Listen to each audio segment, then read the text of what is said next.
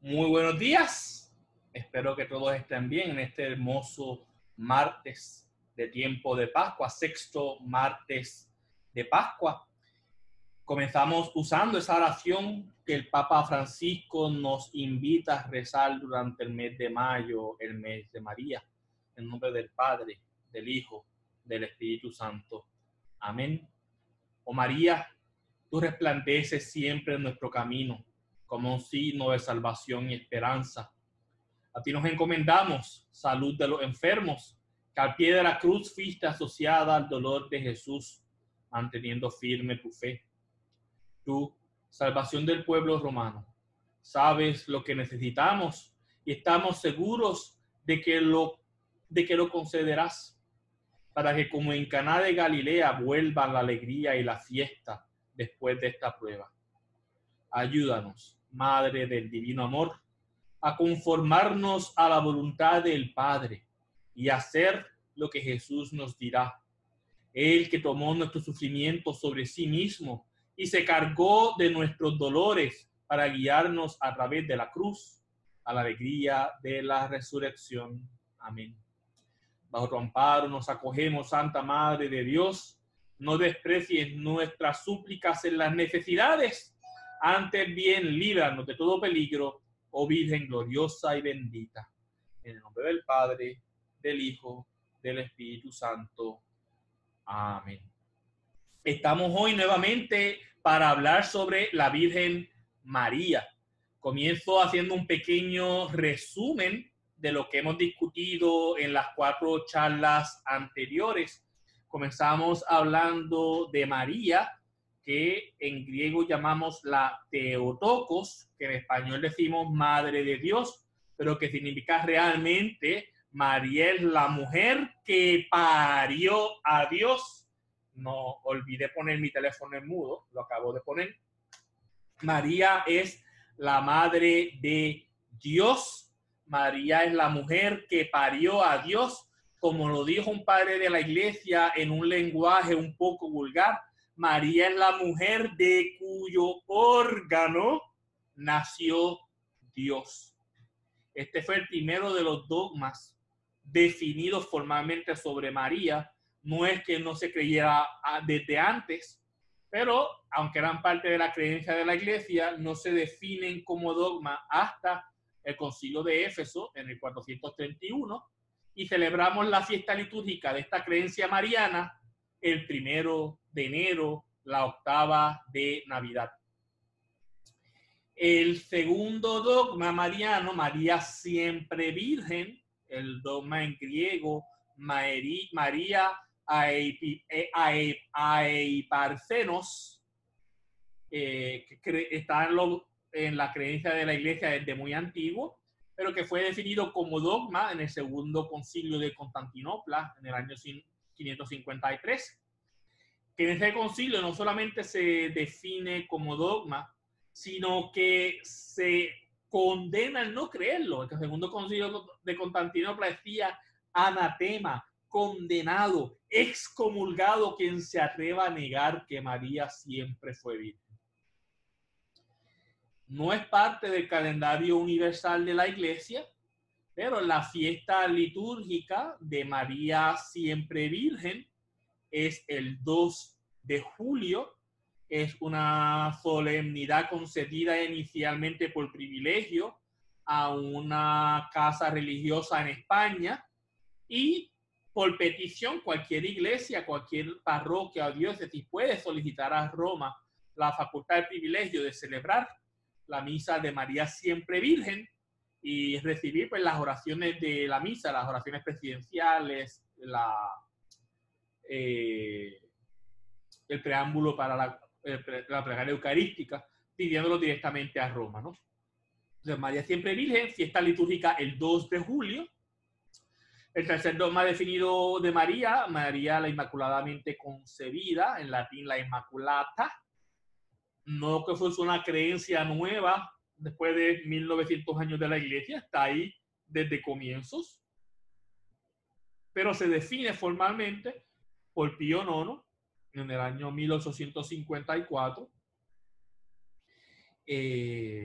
fue antes de que se pronunciara el dogma de la infalibilidad papal, pero cuando lo define Pío IX nos siguió lo que el dogma de la infalibilidad papal dice, y aunque no formalmente no es el dogma de infalibilidad papal fue posterior, se considera la declaración de María Inmaculadamente Concebida como el primer uso de la infalibilidad papal, aunque formalmente el primer uso es lo que mencionaré luego, el cuarto dogma. La fiesta litúrgica de este cuarto dogma es el 8 de diciembre. El 8 de diciembre tiene la peculiaridad que en la iglesia española y sus antiguos territorios, por ende Puerto Rico, tiene el privilegio que no es parte de la iglesia universal, no es un color para toda la iglesia, solo España y sus territorios. El privilegio del 8 de diciembre usar el azul celeste como color de la misa. Solo el 8 de diciembre y solo en la iglesia española, sus territorios y algunos otros lugares, otros en Europa que pidieron el privilegio, pero que no es parte de la iglesia universal. No es privilegio de la iglesia universal, es un privilegio español. Y el cuarto dogma mariano, María la Asunta al cielo, la Asunta en latín, declarado por el Papa Pío XII en 1950, el primer uso oficial, primero y último uso oficial de la infalibilidad papal, y la fiesta litúrgica de este dogma es el 15 de agosto, que como expliqué está unido a un grupo de fiestas. El 13 de agosto se celebra la dormición de María. El 18 de agosto, después de que María es asunta al cielo, se celebra la coronación de María en los cielos. Y el 22 de agosto celebramos la fiesta del reinado de María. O sea que la fiesta de la Asunción de María tiene un conjunto de fiestas que les rodean. Hablar un poquito sobre ello. Quiero hablar de lo que se ha intentado, ha habido varios movimientos de definir el quinto dogma mariano. No hay un quinto dogma mariano. Ha habido peticiones para declarar a María corredentora, para declarar a María mediadora. No es dogma, no es codogma, voy a hablar un poquito de ello, pero esto me da pie a lo que voy a hablar hoy. Hoy quiero hablar un poquito de la devoción a María y quiero hablar un poco sobre las apariciones marianas. Y para esto, pues hablo de lo que fue una aparición, lo que se llama la aparición de María Señora de todas las naciones. Es una aparición que ocurrió en Ámsterdam, en Países Bajos, a mediados del siglo XX, entre los años 1945 y 1959, hubo unas apariciones de María, unos videntes. Y en esas apariciones, María le pide a los videntes que le pidan al Papa que declare un quinto dogma mariano sobre ella y que la declare corredentora, mediadora y abogada. No es nuevo, como digo, la idea de María corredentora está muy antigua en la iglesia, tuvo mucha fuerza en el medievo, ya después del siglo XVI no hay mucho énfasis para declararlo, pero después del dogma de la Inmaculada Concepción, la idea de declarar a María corredentora volvió con fuerza en la iglesia, especialmente en ciertos círculos. Pero no es dogma, está la aparición de Ámsterdam que pide María que lo declaren como tal. Hablemos de esos tres calificativos de María: corredentora, mediadora, abogada. Le voy a dedicar más tiempo a la de corredentora, porque mediadora y abogada lo he mencionado antes y no hay tanto problema. En el siglo II, San Ireneo, gran padre de la iglesia, llama a María causa de nuestra salvación. Y la idea de Ireneo es que con su hágase en mí según tu palabra, con ese fiat en latín, hágase, María adquiere un rol especial, una participación especial en el plan de redención. María, que compartió la vida con Jesús, que compartió su pasión, Juan la pone a los pies de la cruz con el discípulo amado, que sufrió la muerte de su hijo cuando lo bajan de la tumba y se lo dan, que celebró la resurrección. La Biblia contamos en el libro de Hechos que María estaba presente en Pentecostés, que estuvo presente con los discípulos después de la ascensión. Pues esa participación especial que María tenía no añade nada ni quita nada a la redención que solo ocurre por Jesús, pero con ese fiat, María no era simplemente otra mujer, sino que empieza a verse en ella como corredentora. Ese título no se aplica a ella hasta muy tarde.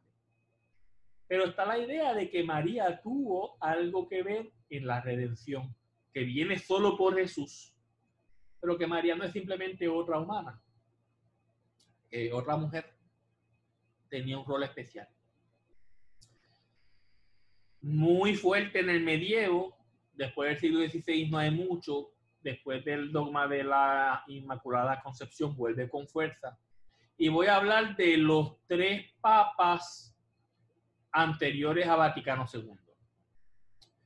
El Papa Benedicto XV, en una carta apostólica Inter Solidacia, dice: María, al asociarse a la pasión y muerte de su hijo, sufrió como si ella misma muriera, para apaciguar a la justicia divina. Tanto como pudo, inmoló a su hijo de tal modo que se puede decir con razón que junto con él redimió al género humano. Y por esta razón, por todas las gracias que obtenemos del tesoro de la redención, nos llega, por así decirlo, de las manos de la Virgen Dolorosa. Tiempos modernos, Benedicto empieza a hacer referencia a este rol especial de María en la redención que viene por Jesús.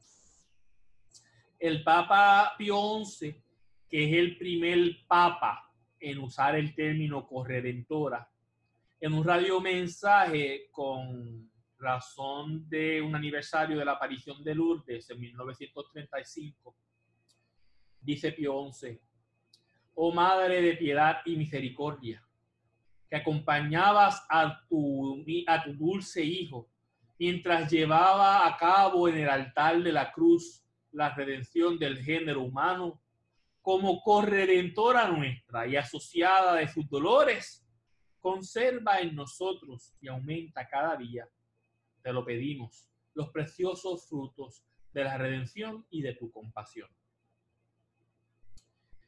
Antes que Pío XI, bajo el Papa León XIII, la Congregación de la Doctrina de la Fe, en una aclaración, llamaban ya a María corredentora. Formalmente en el magisterio, Pío XI fue el primer papa en usar el término, pero la Congregación de la Doctrina de la Fe había utilizado el término antes, aplicado a María.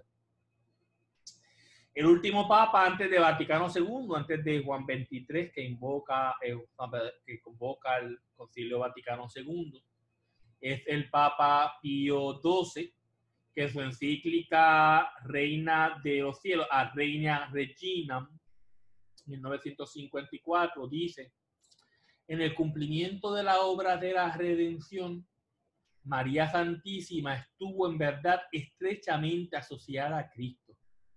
Así como Cristo, por el título particular de la redención, es nuestro Señor y nuestro Rey, así también la bienaventurada Virgen es nuestra Señora y Reina por la manera única en que contribuyó a nuestra redención, ya suministrada su carne a su Hijo, ya ofreciéndolo voluntariamente por nosotros, ya deseando, pidiendo y procurando para cada uno nuestra salvación. Pues lo que empezó con Irineo de León, que llama a María causa de la salvación con su hágase, pasando por todo el medievo, promovido por los franciscanos y atacado, opuesto por los dominicos, antes de que empezara la rivalidad franciscana, dominica jesuita estaba la rivalidad franciscana-dominica a nivel teológico, porque a nivel vivencial son dos órdenes hermanas. Los franciscanos promovían la idea de María Corredentora, los dominicos se oponían mucho a ella. Después del siglo XVI no había mucho, hasta que resurge en el XIX y en el siglo XX estos tres papas. Hubo una propuesta en el Concilio Vaticano II, especialmente por la aparición de Ámsterdam, la petición de María a mediados del siglo XX, de que se declarara este tercer dogma. Y en la Lumen Gentium, en el último capítulo de la Lumen Gentium, número 52 en adelante, sentido 52, que es un capítulo que para la mayoría de los teólogos resume la totalidad de lo que creemos sobre María. Están los cuatro dogmas definidos y lo que decimos de María. En ese documento optan por llamar a María Madre del Redentor. La idea de María Corredentora no llegó al piso de discusión del concilio, se discutió privadamente. Y por dos razones. Primero, todo lo que creemos sobre María, los cuatro dogmas, no añaden nada a lo que creemos sobre Jesús. No quita nada de Jesús. El término de corredentora es un término ambiguo. En la cruz no había dos redentores. María no era divina. Entonces, llamar a María corredentora, aún reconociendo que ella en verdad tuvo una participación especial en la redención, María, llamar corredentora podía causar confusión. Aparte de un concilio que estaba tratando de abrir las puertas al diálogo ecuménico, deseando con las iglesias apostólicas ser una, pero quizás también tratar de adelantar un poco y reducir el antagonismo con algunos de los hermanos separados. Declarar a María corredentora realmente podía quemar muchos puentes. Sea por las razones que sea, yo creo que es más porque el término es ambiguo. El concilio decide no declarar a María corredentora, el concilio llama a María Madre del Redentor. Lo que sí sale del concilio, y no como dogma, pero como devoción, el título de María Madre de la Iglesia. En la diócesis de Caguas, la penúltima de las diócesis creadas en Puerto Rico, la patrona de la diócesis es María Madre de la Iglesia. Francisco declaró el lunes después de Pentecostés el día de la memoria de María Madre de la Iglesia. Es una idea que viene de Vaticano II. No digo que como compensación de que no declararon a María corredentora, pero clarificando el rol que María tiene. Por eso es que la charla de hoy es María nuestra Madre. María es Madre nuestra, María es Madre de toda la Iglesia. María es Madre de la Iglesia. En este movimiento de aclarar y quitar la ambigüedad del término, vemos, por ejemplo, hace 3 años, en el 2017, había un instituto religioso femenino, la Congregación de la Madre Corredentora, que por la recomendación de la Congregación para la Evangelización de los Pueblos, optaron por cambiar su nombre de Congregación de Madre Corredentora a Congregación de la Madre del Redentor. Entonces, no sabemos si la idea de declarar a María Corredentora volverá en un futuro, pero Vaticano II, esta resurrección de esta idea que salió con la Inmaculada y hasta los tiempos de la Asunción de Pío XII, Vaticano II como que cerró esa conversación y el énfasis de los últimos tiempos ha sido a ver a María como Madre del Redentor, reconociendo su rol especial, pero no atribuyéndole a ella corredención. Eso más o menos es el espíritu de la Iglesia en los últimos tiempos, ¿no? Tenemos un comentario que fue tomado fuera de contexto del Papa Francisco, donde Papa Francisco pensando, mira, estar pensando nuevos dogmas sobre María es una tontería. En cierta forma, se tomó a que declarar a María corredentora es una tontería. Eso no es necesariamente lo que él estaba tratando de decir, ¿no? Hay cosas más importantes que estar definiendo más cosas. Mira, María es quien es. Los 4 dogmas María nos han ayudado a entender más a María, pero más importante aún, nos han ayudado a entender más a Jesús.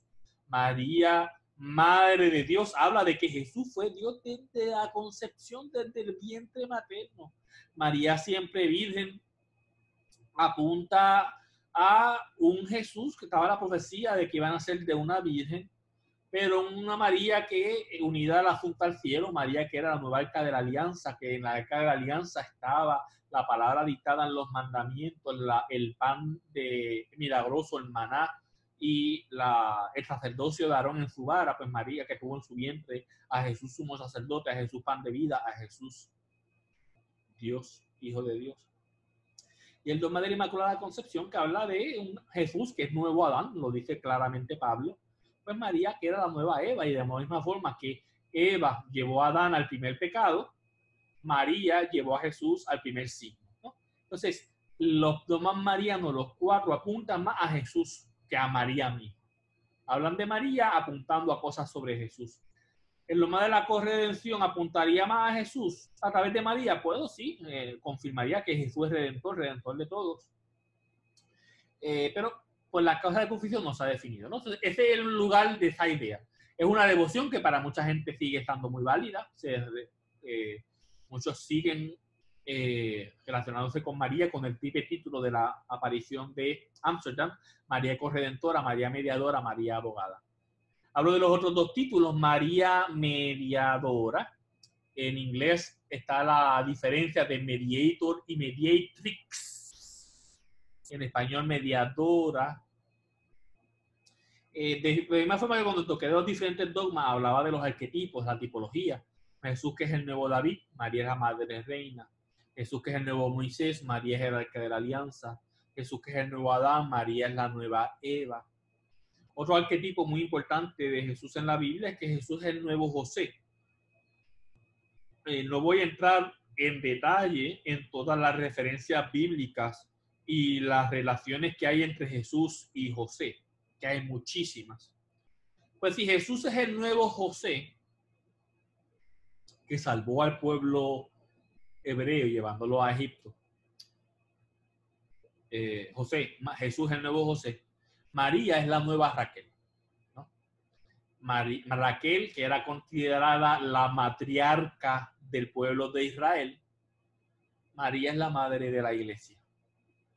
En la literatura esta bíblica mencionaba, cuando hablaba del dogma de María, Madre de Dios, que en la literatura esta bíblica, María, que intercede por nosotros, que es mediadora, en el momento cuando el pueblo iba a ser llevado a Babilonia, presentan a Abraham y a Moisés intercediendo por el pueblo ante Dios, y Dios no intervino. Y presentan a Raquel intercediendo por el pueblo, en cuyo caso Dios intervino para hacer más leve el sufrimiento del pueblo. Entonces, en la literatura extrabíblica judía, Raquel era la gran intercesora, la que sufría por su pueblo. Cuando leemos en los evangelios la masacre de los niños por Herodes, cita el evangelista la profecía, y todo el pueblo de Rabá escuchaba los llantos de Raquel. Una Raquel que era la madre sufriente del siervo sufriente. Una Raquel que era la matriarca del pueblo. Pues María, como mediadora, desde lo judío, está bíblico, pero judío, María, que una Raquel que intervenía, que mediaba ante Dios por el pueblo. Pues María, que es la nueva Raquel, es la mediadora ante el Hijo, ante Jesús, por el pueblo. A los pies de la cruz, Jesús le da al discípulo amado a su madre. Mujer, he ahí a tu hijo, he ahí a tu madre. Y es interesante, con toda la teología y la profundidad que pueda haber detrás del uso del título de discípulo amado, en este momento en el que Jesús da a su madre a el discípulo amado, Raquel, de los 12 hijos de Israel, de los 12 hijos de Jacob, Raquel tuvo los dos hijos menores: José, Jesús el nuevo José, y Benjamín, que en el libro de Génesis es llamado el hijo amado con José, especialmente después de la muerte de José. o de que Abraham creía que José estaba muerto, Benjamín se convirtió en el hijo amado, la matriarca. Pues un Benjamín que era el hijo amado, un Jesús que le deja al Benjamín del grupo, al discípulo amado, a su madre como madre, ¿no? Entonces hay muchísimas referencias de María como la nueva Raquel, que está unida a María, a Raquel como mediadora, pues al título de María como mediadora. Tenemos la devoción de María mediadora de todas las gracias, el 31 de mayo. Otro título, ¿no? Estos dos títulos de María Mediadora y María Corredentora, después de la Lumen Gentium, declarar a María Madre del Redentor, Juan Pablo II en varios momentos también habló sobre ello, y en una carta apostólica, tenía aquí la referencia y no la encuentro, dice: Jesús es el único mediador entre Dios y los hombres, y Jesús es el único redentor del mundo. O sea que, aún muy devoto, nadie puede decir que Juan Pablo II no sea devoto de María. Juan Pablo II, del Totus Tuus, declara: Jesús es el único mediador entre Dios y los hombres, y Jesús es el único redentor del mundo, ¿no? Entonces, aunque son dos títulos que devotamente nos reunamos, apelamos a María, corredentora, mediadora, pues no son títulos oficiales y no, obviamente no son dogmas. Tienes el título, tercer título de esta aparición de Ámsterdam, María Abogada. Ahí causa un problema, ¿no? Porque María Abogada es, ¿quién es el abogado? El advocate. El Espíritu Santo es nuestro abogado, ¿no? Es uno de los principales títulos del Paráclito, que viene abogado, ¿no? En el mundo griego, la idea de Paráclito, cuando una persona culpable está en juicio y admite su culpa y pide una segunda oportunidad, si alguien del público, de los presentes, alguien justo, quería que a esta persona se le diera una oportunidad, actuaba como abogado, actuaba como paráclito, el paráclito, esta persona se paraba al lado de una persona culpable que está pidiendo una nueva oportunidad. Pues una persona pública se paraba al lado del culpable para secundar la petición de que se le dé una nueva oportunidad, ¿no? Entonces, el Espíritu Santo, que Jesús nos deja, que es nuestro abogado, que es el que nos acompaña, esta persona, el Paráclito, acompaña esta nueva vida de la persona a que se le perdona. Nosotros que hemos sido redimidos por Jesús, estamos acompañados por el Espíritu que nos ayuda a ponernos de pie cada vez que pecamos y nos volvemos a caer en el camino hacia Jesús. El Espíritu nos acompaña, nos ayuda a ponernos de pie. Es el abogado nuestro. Es el que intercede, que está a nuestro lado. Pues el título de María Abogada, espérate, o sea, si el abogado es el Espíritu Santo, ¿qué pasó aquí, no? Aparte de eso, tanto el título de María Abogada como María Mediadora están unidos al rol de María como Reina Madre. Recuerden que cuando hablé del dogma de María Madre de Dios, la Reina Madre era la mediadora ante el Rey, era la abogada de los pobres y de los culpables ante el Rey. Entonces, ya el título de María, Madre de Dios, el título de María Reina Madre, el título de María Nuestra Madre, incluye estas dos ideas de una María mediadora ante Jesús y de una María abogada ante Jesús, ¿no? Entonces, por eso la confusión de corredentora, la inclusión de María mediadora y abogada con los títulos de Reina Madre, aparte de, pues, mediadora, el único mediador que ante Dios es Jesús. María en todo caso es mediadora ante Jesús. Eso queda ambiguo, solamente usando el título, el Espíritu Santo que es el abogado, llamar a María abogada, María no es Dios, etcétera, divina. Pues por esas razones, estos tres títulos, María Corredentora, mediadora, abogada, no han sido declarados dogmas, y aunque siguen siendo parte de la devoción, no es enseñanza oficial.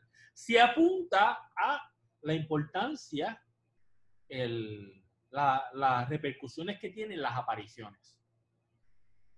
Y de eso voy a hablar entonces, las diferentes apariciones de María en la iglesia. ¿No? María definitivamente tiene un lugar especial en nuestra fe. No sé si ustedes saben, pero nuestra iglesia católica latina, cada mes está dedicado a una devoción especial, conllevando indulgencias y todo. Y de los 12 meses, 5 meses están dedicados a María. Estamos en el mes de mayo, dedicado a la bienaventurada Virgen María. Tienes el mes de agosto, dedicado al Inmaculado Corazón de María, y lo explicaré. La fiesta tradicionalmente del Inmaculado Corazón era el 22 de agosto, luego eso se movió. Entonces, el mes de agosto está declarado, está dedicado al Inmaculado Corazón de María. El mes de septiembre está dedicado a los 7 dolores de María. La fiesta de María Dolorosa es el 15 de septiembre. El mes de octubre está dedicado al Santo Rosario. Nuestra Señora del Rosario es el 7 de octubre. El mes de diciembre está dedicado a la Inmaculada Concepción. La Inmaculada Concepción, la fiesta siendo el 8 de diciembre. Entonces, cada mes del año está dedicado a una devoción especial, llevando indulgencias y oraciones especiales. 5 de ellos están dedicados a María. Por el rol especial que María definitivamente tiene en nuestra vida de fe. Estamos en el mes de mayo. La razón que yo llevo 5 días hablando de María es por el mes de mayo. El mes de mayo se estableció formalmente, se solidifica como el mes de María en 1945, cuando el Papa Pío XII declara la fiesta del reinado de María en mayo 31. Adiós, pero no es el 22 de agosto. Hablaré un poquito de eso. Pero formalmente declaran la fiesta de María reina el 22 de mayo en 1945. Y aunque el mes de mayo como mes de María no comienza en 1945, ahí es que se lo solidifica, se establece formalmente. Ahora, la devoción de mayo como el mes mariano, realmente tiene orígenes en el medievo, realmente el siglo XVI.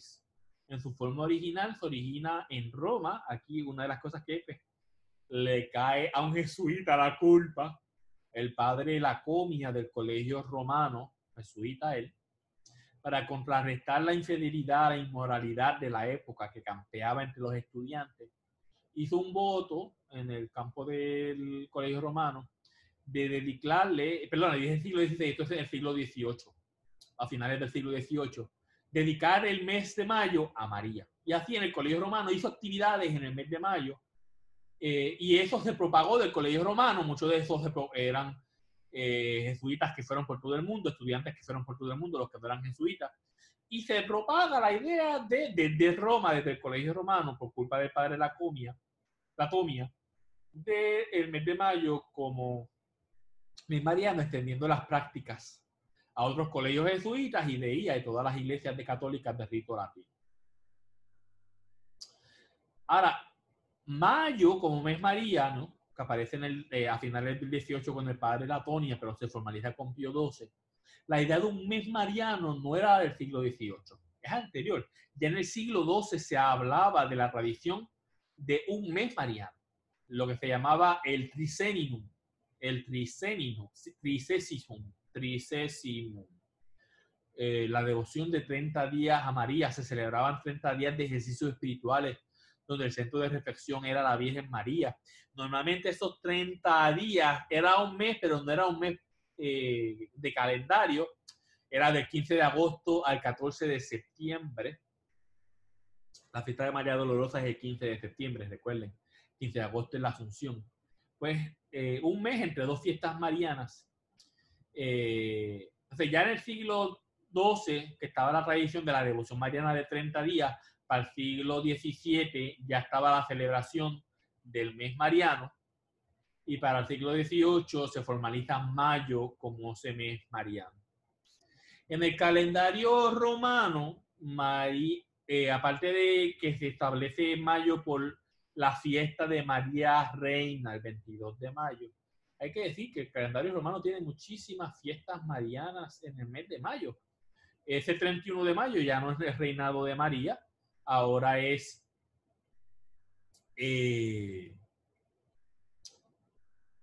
la visitación de María a su prima Isabel, unida ese mismo día, 31 de mayo, las fiestas de Nuestra Señora del Sagrado Corazón, una devoción personal mía, la fiesta de María Auxiliadora, de María Mediadora, 31 de mayo.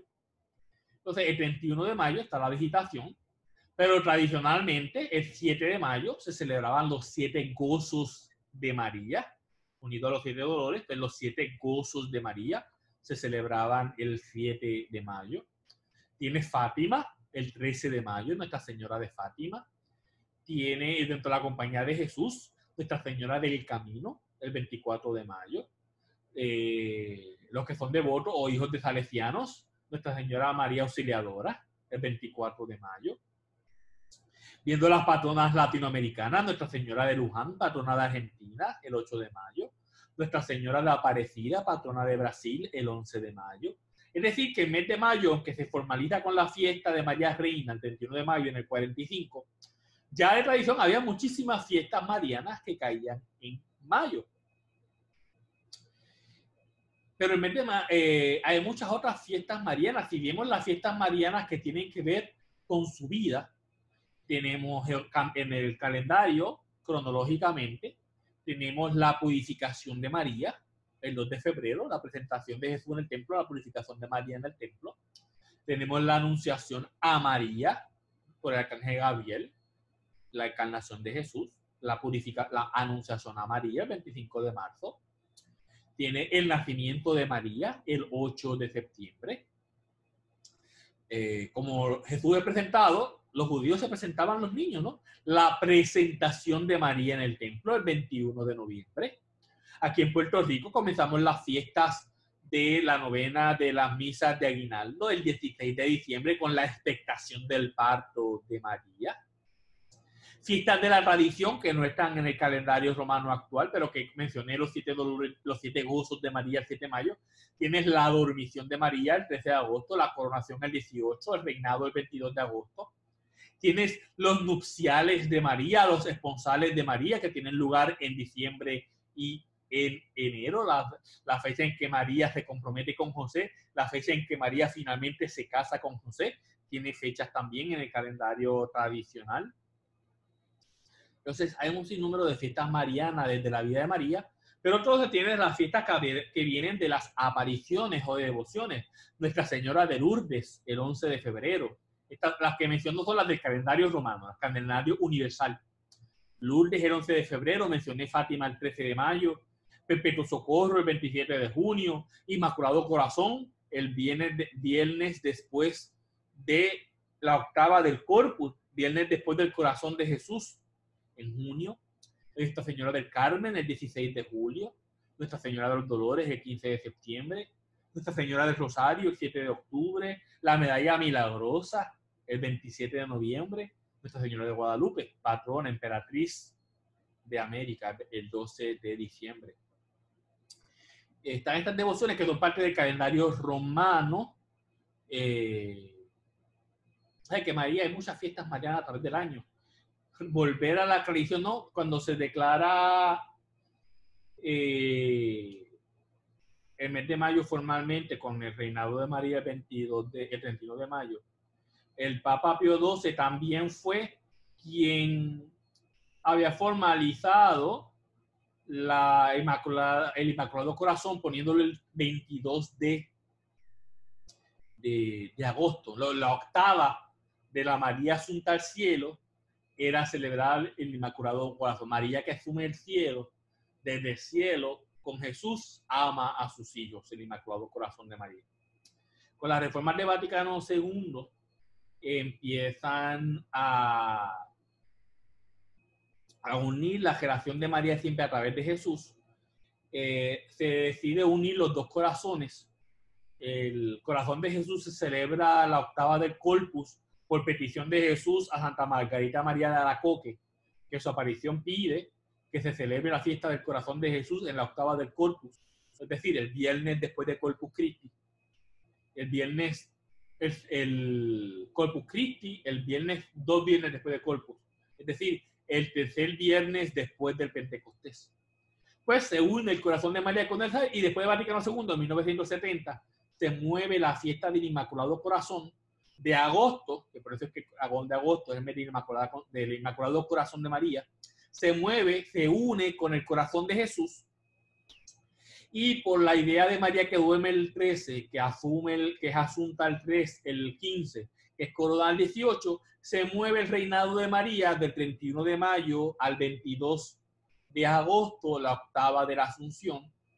Y ahí es que la fiesta de María Reina cae el 22 de agosto, la fiesta del Inmaculado Corazón cayó el viernes después del Corazón de Jesús.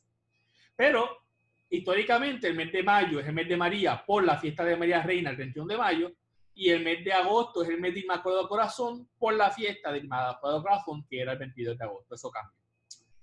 Pues dentro de todas estas fiestas del calendario romano, si se fijan, Lourdes, Fátima, Medalla Milagrosa, Guadalupe, son de apariciones que han ocurrido en los últimos 500 años. Tienes el Carmen, tienes el Rosario, que eran de apariciones tradicionales. Hablemos un poco de las apariciones marianas. Las apariciones marianas van de la mano de la idea de lo que se llama revelaciones privadas. La revelación de Dios a nosotros, la revelación pública, lo que creemos, lo que debemos creer como cristianos. La revelación pública termina con la muerte del último apóstol, posiblemente Juan. Ahí acaba. Lo que Dios tiene que decirle a nosotros, lo que Jesús nos dijo, lo que nos explicaron los apóstoles, acaba con el último evangelio, con la muerte de Juan. Desde entonces ha habido apariciones de Jesús, apariciones de María a santos, a personajes a través de la historia. Y eso se consideran revelaciones privadas. Y un criterio, lo principal que se debe decir de una revelación privada es que no añade nada a la revelación pública. No añade.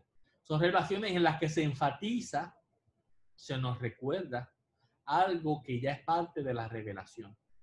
Y de la misma forma que no añade nada a la revelación pública, tampoco puede ir en contra, tampoco puede quitarle nada. Y eso es lo que ha traído ciertas apariciones que se pongan en duda. Tiene que ver con esto de la revelación, quizás añadiendo cosas que no son parte de la fe, o quitando cosas, yendo en contra de la revelación que nos hereda la tradición de la iglesia. Sí, la iglesia reconoce que estas apariciones no son episodios subjetivos, éxtasis de una persona, son cosas reales, son objetivas. La iglesia reconoce la intervención del poder de Dios en estas apariciones, ¿no? No son simplemente subjetivas, pero subjetivo en tanto que fue una persona, no hay forma de confirmar, corroborar. Y en ciertas de estas revelaciones privadas, de ciertas apariciones, que la iglesia reconoce que hay intervención de Dios, pues lo que esa revelación dice, ya sea de Jesús, como el Sagrado Corazón de Jesús a Margarita María de Alacoque, o un Jesús apareciéndole a Bernardo de Hoyos, o a Santa Catarina de Siena, o a la Virgen María en las diferentes apariciones. Estas apariciones, si te ayudan en tu vida de fe, no hay problema con seguirlas. Son buenas para creer si te ayudan, si apoyan tu fe. Pero las revelaciones privadas no son necesarias en tu vida de fe. Es decir, no tienes que creer la revelación privada. No tienes que vivir tu vida según ello. Si te ayuda tu vida de fe, hazla. Las que la iglesia ha reconocido que ha habido intervención de Dios son buenas para creer si te ayudan. No son necesarias. Una persona que dijo a otro jesuita, tú no rezas el rosario, que viene por una aparición de María a Santo Domingo. Tú eres un ateo mariano. No, el rosario es una herramienta que ha ayudado a mucha gente. Tenemos el mes del rosario. El Papa Francisco nos ha invitado en el mes de mayo a rezar el rosario en iglesia doméstica. Mira, pero si tú tienes una imaginación muy activa y cada vez que te sientas a rezar el rosario, tu imaginación se va por ahí, o si no es una oración que verdaderamente te ayude, si no apoya tu fe, no es necesario. Es buena para creer, para usar, para acercarte a María, lo es. Miles de testimonios así lo atestiguan, pero no es necesario. Los milagros que rodean las diferentes apariciones marianas reconocidas por la Iglesia no son milagros en sí de María. Los milagros son para recordarnos, para enfatizar algún aspecto de la fe, enfatizar el aspecto del mensaje cristiano. Los milagros están ahí para mostrar que Dios todavía está cuidando sobre la iglesia. Y las apariciones marianas para mostrar que María tiene un lugar privilegiado en la iglesia, y por eso las apariciones marianas y por eso los milagros que ocurren en las apariciones marianas, que son intervención del poder de Dios, del Dios que cuida a la iglesia por la intercesión mediadora de María ante su Hijo. Entonces estas apariciones, tienes apariciones que han causado veneraciones locales contra veneraciones universales, ¿no? Los repetiré al final, pero las devociones marianas giran alrededor de tres cosas. De lugares, piensen en Lourdes, piensen en Fátima, piensen en atributos de Dios. Nuestra patrona de Puerto Rico, María, Madre de la Divina Providencia, un atributo de Dios. María, Madre del Perpetuo Socorro, un atributo de Dios. Entonces, títulos marianos vienen a lugares, Lourdes, Fátima, atributos de Dios, Madre de la Divina Providencia, Madre de Dios, o devociones que tienen que ver con María, María mediadora, María auxiliadora. No todas las devociones marianas vienen de apariciones, pero ya hablando de muchas cosas, dándole vueltas al asunto, hablemos de las apariciones, ¿no? Cuando hay apariciones, la iglesia, hay una serie de criterios que la iglesia determina para ver si una aparición es o no es real. Primero es la aceptación. Tiene que haber una investigación.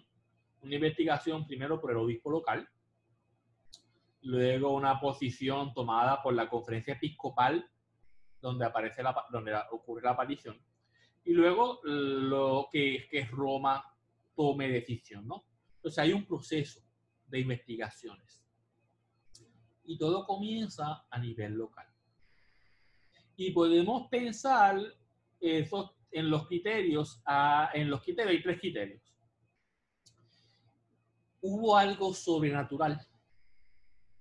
Pues esa declaración de que hubo sobrenatural, la investigación que hace el obispo local, que retoma la conferencia episcopal y que es aceptada si hay algo sobrenatural, que has declarado así por la Santa Sede, por Roma. ¿Hubo o no algo sobrenatural? Si no hubo nada sobrenatural, probablemente no hubo aparición.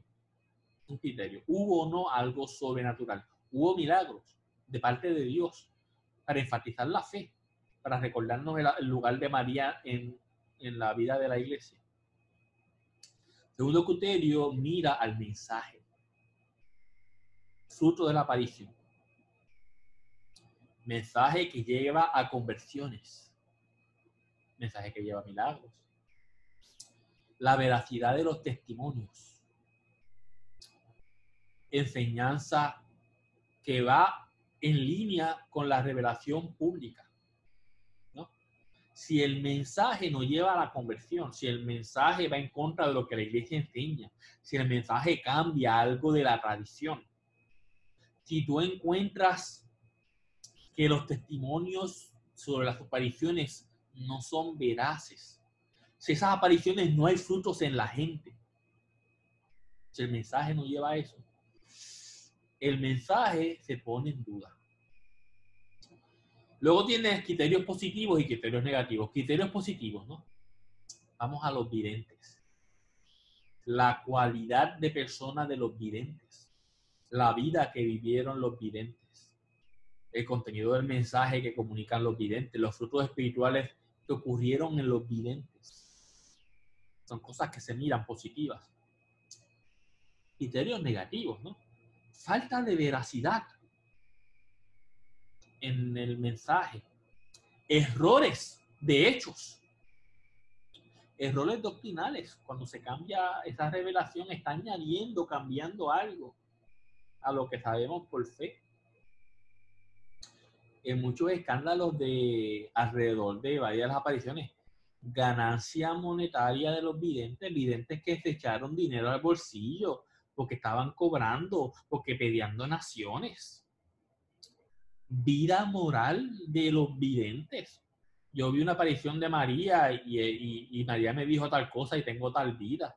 La vida moral del vidente. La vida psicológica del vidente. Estaba acuerdo, tenía problemas psicológicos. Entonces, en el momento de evaluar una aparición, se mira lo sobrenatural, estuvo o no Dios.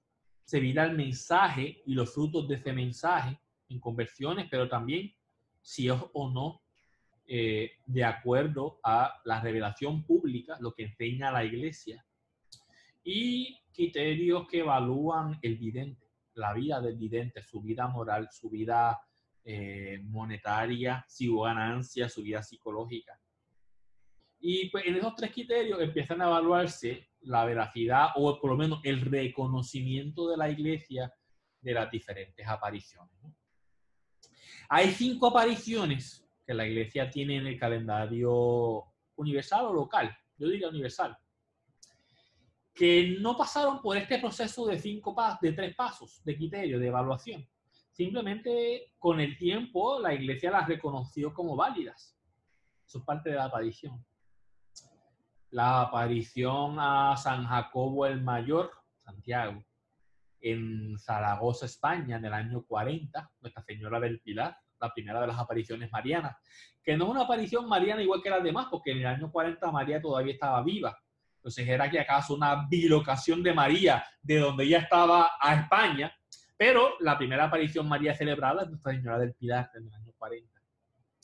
En el año 358, una nevada que hubo en Roma, Nuestra Señora de las Nieves. Una aparición del siglo XI en un lugar llamado Walsingham, en Inglaterra, que es parte de la tradición, parte especialmente de las tradiciones de influencia británicas. Nuestra Señora del Rosario, aparecida en Santo Domingo en 1208. Y Nuestra Señora del Monte Carmelo, aparecida en San Simón Stock, que celebramos el sábado pasado, en 1251. De Pilar, Nieve y Walsingham tienen mucha fuerza local. El Pilar en España, Nieves en Roma, Walsingham en Inglaterra.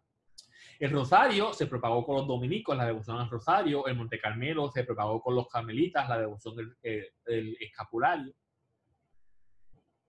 Fuera de esas 5 apariciones, lo que se llama la primera aparición mariana reconocida por la Iglesia, América, es el beneficiario.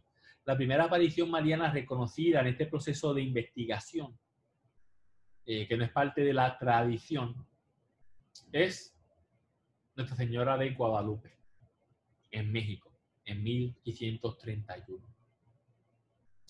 Después de Guadalupe, ha habido, 12 apariciones marianas que la Iglesia ha reconocido para devoción universal. No todas son universales. Muchas siguen siendo de devoción local, pues porque la devoción simplemente no salió del lugar. Pero que la Iglesia reconoce estas 12 apariciones como meritorias de devoción universal, de la Iglesia universal. La primera fue Guadalupe. Luego, en 1608, una segunda aparición en Lituania, Nuestra Señora de Siluva. En Polonia, en 1877, no es Nuestra Señora de Częstochowa, lo siento, es Nuestra Señora de Wiesbaden. Yo no sé hablar polaco. Es una devoción que tiene reconocimiento de la Iglesia para la devoción universal de cualquier fiel católico. Nuestra Señora de Knock en Italia, en Irlanda, en 1879. Nuestra Señora de Fátima en Portugal en 1917. Nuestra Señora de Laus en Francia en 1664, 1718, hizo varias apariciones, que fue aprobada, fue la última de las aprobadas por la Iglesia, fue aprobada en el 2008, recientemente, 2008, Nuestra Señora de Laus en Francia. La aparición a la Bourrée, Nuestra Señora de la Medalla Milagrosa en 1830 en Francia. Nuestra Señora de la Salette en Francia, 1846. Nuestra Señora de Lourdes, en Francia, en 1858. Nuestra Señora de Ponent, en Francia, en 1871. Nuestra Señora de Banon, en Bélgica, en 1933. Nuestra Señora de Borin-Bora, en Bélgica, en 1933. Si se fijan, Nuestra Señora ha tenido una relación especial con Francia y los lugares de habla francesa. 7 de las 12 apariciones reconocidas por la Iglesia tienen lugar en territorio francés o francófono. Devoción Universal, Medalla Milagrosa, Lourdes, La Salette han salido, pero las otras todavía tienen mucha devoción local, ¿no?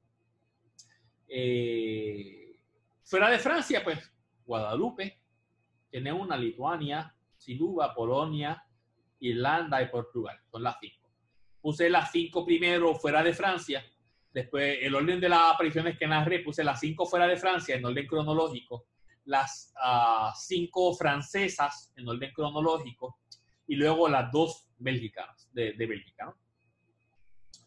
12 apariciones que después de investigación, de mirar los criterios, hubo algo sobrenatural, de ver el mensaje que no sea contrario a la enseñanza de la Iglesia y de ver la vida de los videntes. La Iglesia ha reconocido dignas de ser para devoción universal. Que como digo, más de la mitad son locales, las otras han salido, pero que son dignas para toda la Iglesia, para todo fiel de relacionarse con María a través de estas devociones. Hay otras apariciones que no han recibido la aprobación a nivel de Roma, pero que después de la investigación local del obispo y de la conferencia episcopal, la conferencia episcopal ha determinado que hay algo sobrenatural, que el mensaje no es contrario a la revelación y que los videntes son dignos de ser creídos y son aceptadas. Por ejemplo, nosotros Puerto Rico no somos parte de la conferencia episcopal de Estados Unidos, somos Latinoamérica. Pero la conferencia episcopal de Estados Unidos aprobó para devoción en todo Estados Unidos la aparición de Nuestra Señora del Buen Socorro en Wisconsin, Estados Unidos, en 1856. Entonces, cualquier católico estadounidense puede relacionarse con María a través de la devoción a Nuestra Señora del Buen Socorro. Fue aprobada por la Conferencia de Estados Unidos Episcopal en el 2010, bastante reciente, los últimos 10 años. Cualquier católico puede relacionarse con María desde el título de Nuestra Señora del Buen Socorro, pero en tanto que solo lo aprobó la Conferencia de Estados Unidos, realmente es una devoción para Estados Unidos. Es la diferencia, por ejemplo, entre beato y santo. El beato está en los altares, pero los beatos normalmente son para devoción local. El beato Chali, cualquier católico puede pedir intercesión del beato Chali, pero el beato Chali está ahora mismo es para Puerto Rico, para los puertorriqueños del exilio, para cualquier persona que quiera relacionarse con Dios, con pedir oraciones a Chali. Pero la devoción a Chali es local, es Puerto Rico, puertorriqueño y algunos otros. Mientras que los santos son para la devoción de toda la iglesia. Pues así, ¿no? Las apariciones aprobadas a nivel local por la iglesia local, por la conferencia episcopal, aunque están aprobadas, cualquier fiel podría hacerlo, realmente son aprobadas para un sitio en concreto. Tiene Nuestra Señora de Akita en Japón, aprobada por los obispos de Japón en 1973, la Virgen Llorosa. En Latinoamérica, apariciones aprobadas por las iglesias locales, tienes el Buen Suceso en Ecuador, Guapa en Nicaragua, Nuestra Señora del Rosario de San Nicolás y de los Teques en Argentina, Nuestra Señora de Betania en Venezuela. Son devociones a apariciones aprobadas a nivel local. Tienes ahí apariciones no aprobadas o de dudosa veracidad. Yo sé que hay muchos fieles a ellos, pero aquí tú encuentras Nuestra Señora de Garabandal en España. No ha sido aprobada. Hay algunas razones para dudar. Entonces la iglesia no necesariamente prohíbe, aunque a veces sí, pero no promueve. Uno de estos casos es Medjugorje, en Bosnia y Herzegovina, ¿no? Hasta hace poco no era una devoción que debía ser promovida por la iglesia. El Papa Francisco no la aprobó, no vayan a confundirse. El Papa Francisco quitó la prohibición. No está mal ahora si quieres relacionarte con María a través de la devoción a Medjugorje, pero no es una devoción que haya sido aprobada, la aparición aprobada, el mensaje aprobado, los videntes aprobados. Hay algunas cosas que llevan a la dudosa veracidad. Entonces, aunque no está prohibido, tampoco está promovido. Medjugorje estaba prohibido, ya no está prohibido promover Medjugorje, pero no está aprobado. Eso hay que aclararlo. Yo sé que hay muchas devotas de Medjugorje, pero no está aprobada la aparición reconocida por la Iglesia Universal. Y lo mismo Garabandal. No está aprobada. Hay cosas por las que no te... Hay cosas donde hay duda. Y por eso no han sido aprobadas. También hay apariciones que simplemente han sido condenadas. Han sido condenadas. Y no voy a empezar a hablar de otras, voy a hablar de una de nuestro contexto. Nuestra Señora del Rosario del Pozo en Sabana Grande. Hablando de esta aparición de nuestra historia de Puerto Rico, lo que se nos dice es que hubo una aparición de Nuestra Señora a Juan Ángel Collado, las hermanas Ramonita y Isidra Belén, que tuvieron una aparición de Nuestra Señora por 33 días. Muchas de ellas, parte de ello en el mes de mayo, no el mes de María, ¿no? Se crea eventualmente la misión de la Virgen del Rosario del Pozo. Se crea la obra misionera de la Restitución. Hay dos institutos de vida religiosa, los misioneros de Cristo Sacerdote, las hermanas misioneras de la Restitución. Todo eso sale de estas apariciones. Bueno, originalmente el obispo de Ponce, cuando Sabana Grande estaba bajo la diócesis de Ponce, hace investigación. Cuando se crea la diócesis de Mayagüez, el obispo Casiano, Monseñor Casiano, hace investigación. En ambas investigaciones se determina que no hubo nada sobrenatural. 3 criterios, 2 investigaciones por 2 obispos diferentes determinaron que no hubo nada sobrenatural en Sabana Grande.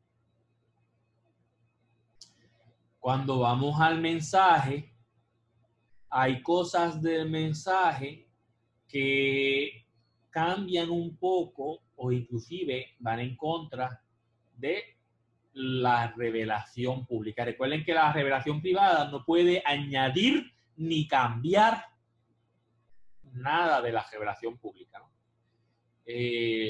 María siempre ha sido condonada. Algo que, lo primero, no voy a entrar en todos los debates, pero parte del mensaje que la iglesia evalúa, hay cosas en el mensaje que hay problemas con ese mensaje. Tener a María coronada con 7 estrellas. María siempre ha sido coronada con 2 estrellas, la mujer de Apocalipsis, lo que eso implica, madre de la iglesia, etcétera, ¿no? Y luego, pues, todos los escándalos que ha habido con la misión de la Virgen del Rosario del Pozo. Problemas que ha habido con videntes, problemas que ha habido con la devoción, problemas que ha habido con movimientos de dinero. Hay algunos escándalos que han habido y eso pues no se puede negar. Entonces, viendo los tres criterios, aparición, algo sobrenatural, que dos obispos determinaron que no hubo nada sobrenatural, viendo el mensaje, donde hay partes del mensaje que está cambiando o añadiendo cosas a la revelación pública, y donde hay problemas en cuanto a los criterios positivos y negativos de lo que ocurre alrededor de la aparición con la misión de la Virgen del Pozo. La Iglesia dice hoy, los fieles, la devoción a Nuestra Señora del Rosario del Pozo no es una devoción a través de la cual los fieles católicos deban relacionarse con la Virgen María. Hay muchas vírgenes del Rosario, hay muchas vírgenes del Pozo, hay otras vírgenes del Pozo en otros países. La Virgen del Rosario del Pozo en Sabana Grande no es una forma para un fiel relacionarse con María. Es la posición de la Iglesia. Ha venido desde Roma. Cito, inconvenientes y dañinos para la piedad de los católicos son las consignas y planteamientos doctrinales de la así llamada misión de la Virgen del Pozo. Inconvenientes y dañinos para la piedad de los católicos, las consignas y los planteamientos doctrinales de la así llamada misión de la Virgen del Pozo. Antes de ser Papa, Joseph Ratzinger, prefecto de la Congregación para la Doctrina de la Fe, emitió un decreto desde Roma por el cual ordenó a los devotos a esta Virgen a no inducir a los fieles a llevar a cabo prácticas ascéticas particulares o a emitir promesas que comporten compromisos notables en el ámbito espiritual. No a proponerles doctrinas ocultas, reservadas o confidenciales. Esto vino de Roma. Las hermanas de la restitución, los sacerdotes del buen sacerdote, de Cristo sacerdote, Roma dispensó de sus votos a todas estas personas. Si por devoción siguen viviéndolos bien, pero a nivel canónico la Iglesia no les reconoce votos religiosos a las hermanas de la restitución ni a los sacerdotes del quinto sacerdote. El escándalo que hubo en la prensa, que el arzobispo Roberto tuvo que emitir un pronunciado hablando, mira, por caridad vamos a ayudar a las hermanas de la restitución, son nuestras hermanas católicas y debemos ayudarlas en su necesidad, pero que quede claro que no son religiosas, no son monjas, la Iglesia no les reconoce ese instituto, ¿no? Pero por caridad debemos ayudarla, ¿no? Mucha gente empezó a atacar al arzobispo porque está causando división. No. El arzobispo fue muy claro, hay que ayudarlas. Son hermanas católicas y están en necesidad, pero no son monjas. No son religiosas, la Iglesia no les reconoce, no tiene voto canónico sus votos, ¿no? No solamente eso, Roma le dio facultad a los obispos de Puerto Rico, y cito, para amonestar y según el caso aplicar la pena de entredicho a los feligreses que no obedezcan las anteriores prescripciones. No ha llegado a hecho de penalizar con entredicho a los fieles, ¿no? Pero al contrario, la Iglesia nos pide a los pastores que cuidemos con amor todos los devotos a Nuestra Señora del Rosario del Pozo, pero que cuidemos con amor y formemos y enseñemos. Quizás esto no le guste a muchas personas, pero eso es la posición de la Iglesia actual. La Iglesia no reconoce que haya habido una aparición ahí. El mensaje, hay cosas inconvenientes y dañinas, y hay escándalos que han surgido alrededor de la misión para Nuestra Señora del Pozo. Entonces, que quede claro, el obispo Álvaro Corrada del Río cuida de sus feligreses. Él ha ido allí a Sabana Grande, ha dicho misa. Muchos han tratado de equiparar eso con su aprobación de la aparición. No, Álvaro ahí en esa invitación que nos hace la iglesia de cuidar de nuestros hermanos. Él ha ido ahí a cuidar de sus feligreses, a cuidar de su rebaño. Y ha ido ahí a decir misa.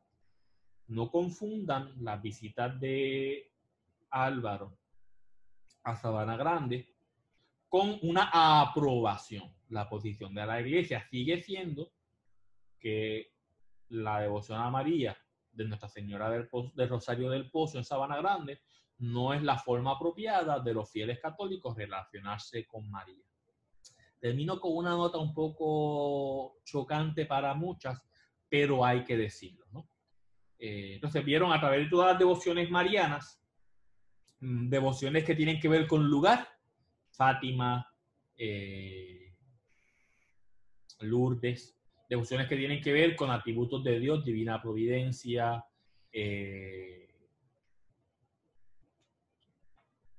Madre de Dios, perpetuo socorro, y devociones que no tienen que ver ni con apariciones ni con atributos de Dios, que surgen, cuadros, Nuestra Señora de la Alta Gracia, con todo lo que hay alrededor del cuadro, ¿no? Pero no fue una aparición, Nuestra Señora de la Alta Gracia en Dominicana, Nuestra Señora de Belén en San Juan, Nuestra Señora de Montserrat en Cataluña, Nuestra Señora de Monserrate en Puerto Rico, sí gira a través de dos diferentes apariciones, la aparición del burro o del niño perdido, de la niña perdida.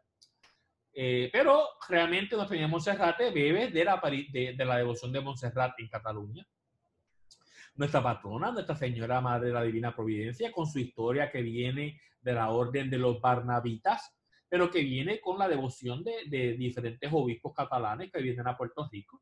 Hay algunos que llaman a la devoción de la Madre de la Divina Providencia una devoción impuesta. Bueno, históricamente impuesta, bueno, podría decirse, pero una devoción que creció y que el jesuita Junquera la promovió, el himno de la Madre de la Divina Providencia, que es escrito por el jesuita Junquera. O sea, Nuestra Señora de la Divina Providencia ha entrado al corazón de Puerto Rico. ¿Fue impuesta o no por los estos obispos que vinieron? Bueno, yo no entro ahí. Pero no gira alrededor de una aparición, una devoción que vino a Puerto Rico, ¿no? La devoción del perpetuo socorro. Entonces, estoy mencionando las patronas de la diócesis, ¿no? Belén, que es la devoción obligatoria en San Juan. Nuestra Señora de Monserrate, patrona de la diócesis de Mayagüez, Madre de la Divina Providencia, patrona de Puerto Rico. Nuestra Señora de Perpetuo Socorro, patrona de la diócesis de Arecibo. Virgen María, Madre de la Iglesia, patrona de la diócesis de Caguas, que ya expliqué de dónde venía. Nuestra Señora del Carmen, en la patrona de la diócesis de Fajardo, Macao. Nuestra Señora de Guadalupe, patrona de la diócesis de Ponce. Entonces, hay devociones que giran alrededor del lugar, alrededor de atributos de Dios o alrededor de cosas, de cuadros, de pinturas. De Puerto Rico, dos de las devociones de Puerto Rico son de apariciones, Carmen y Guadalupe. Las otras 4 diócesis, incluyendo la patrona de Puerto Rico, pues giran alrededor de devociones, ¿no? Lo último que quiero decirle a la Virgen María es que, especialmente estas devociones que se han propagado por todo el mundo, hay devociones particulares a las órdenes religiosas, ¿no? Nuestra Señora del Rosario, que se le aparece a Santo Domingo, es la devoción por excelencia de los dominicos. Nuestra Señora del Carmen, que se le aparece a San Simón Stock con el escapulario, los carmelitas. Donde hay carmelitas está la Señora del Carmen, donde están los dominicos está Nuestra Señora del Rosario. Nuestra Señora de la Merced, de las Mercedes, como dicen en Quisqueya, los mercedarios. Nuestra Señora del Camino, la devoción de los jesuitas. Nuestra Señora de la Estrada, del Camino. Nuestra Señora del Perpetuo Socorro, que es la devoción propagada por los padres redentoristas. Nuestra Señora de la Victoria, la devoción propagada por los frailes mínimos. Nuestra Señora la Divina Pastora, propagada por los padres capuchinos. Nuestra Señora la Medalla Milagrosa, que es una aparición, pero que es propagada por los padres paules. Nuestra Señora María Auxiliadora, propagada por los salesianos. Nuestra Señora el Corazón de María, propagada por los claretianos. Entonces, muchas de estas devociones marianas que se han vuelto universales han sido porque eran la devoción personal de una orden religiosa y sus religiosos la propagaron por todo el mundo. En Puerto Rico, según vinieron las órdenes, hay devociones locales. Nuestra Señora del Carmen es la patrona de los marineros, pero también lo estuvieron los carmelitas, los redentoristas que tuvieron en todo el noroeste, el Perpetuo Socorro, que es muy fuerte en el noroeste, ¿no? Entonces, muchas de estas devociones que se propagaron tenían que lugar de dónde iban los religiosos. Y eso tenía que ver cómo se propagaba, ¿no? Pero ya sea María, desde nuestra relación a ella a través de los dogmas, desde nuestra relación con ella a través de las devociones, desde nuestra relación con ella, desde los mensajes, las revelaciones privadas, en estas apariciones que son parte del calendario universal, Luz de Fátima, de los calendarios locales, como Estados Unidos, el Buen Suceso, el Buen Socorro, perdona,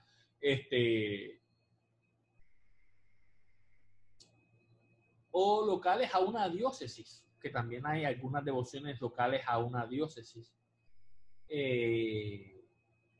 Nos relacionamos con María a través de muchas cosas, a través de muchas devociones, el rosario, el escapulario, las olas marianas, las cofradías. Definitivamente María es parte de nuestra vida de fe. Si no te identificas mucho con María, bueno, está bien, pero no podemos negar el rol de María en la vida de fe, no le quita nada a nuestra devoción de Jesús, de relacionarnos con María. Y como dice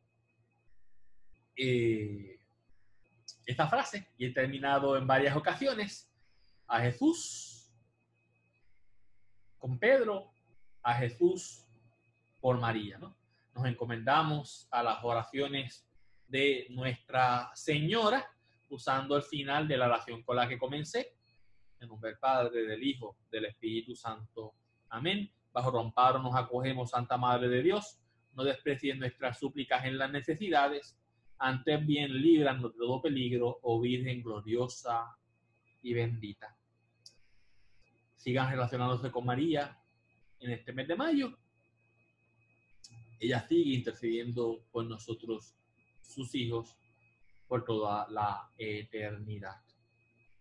Que Dios les bendiga.